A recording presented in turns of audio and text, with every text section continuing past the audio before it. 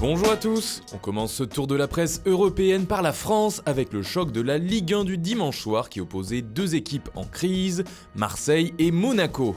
Et au final, il n'y a pas eu de vainqueur dans ce match des éclopés, score final 1 partout.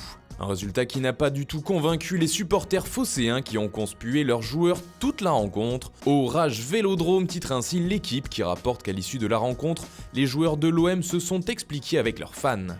Dans la presse locale, on pense surtout au bilan comptable. Pour la Provence, c'était une équipe de Marseille mal en point, alors que pour Monaco Matin, c'est un bon point.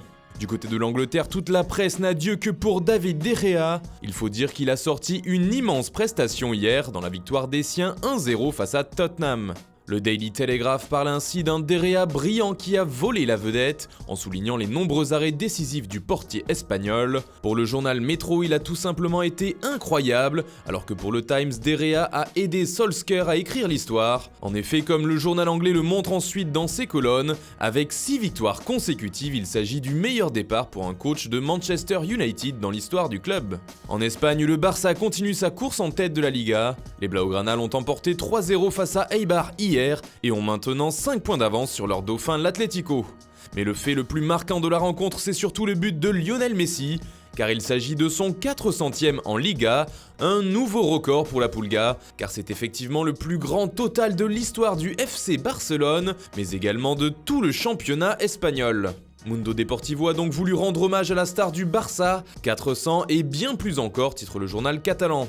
Dans le même temps, le rival a lui aussi remporté les 3 points, mais le Real Madrid a lui connu la victoire dans la difficulté. En mauvaise posture ces derniers temps, les Madrilènes ont gagné 2-1 grâce à un but de Ceballos dans les dernières minutes du match. Le héros Ceballos, titre Marca.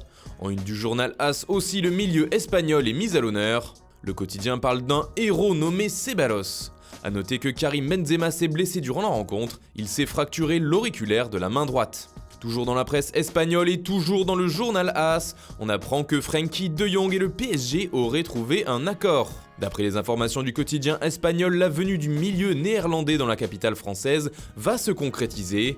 Ce serait le premier souhait du joueur. Son agent devrait arriver à Paris dans les jours à venir pour clôturer ce dossier, mais le PSG et le clan de Jong seraient déjà tombés d'accord au niveau des chiffres. Il s'agirait selon AS d'un contrat de 5 ans pour un salaire de 8 millions d'euros. Le transfert, lui, frôlerait les 75 millions d'euros.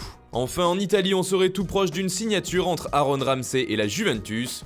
Mais si on en croit tout au sport, la vieille dame voudrait qu'il rejoigne ses rangs dès cet hiver. Seul problème, Arsenal en demanderait trop pour l'instant. Pourtant, d'après le quotidien transalpin, une première visite médicale a eu lieu hier dans une clinique de Londres.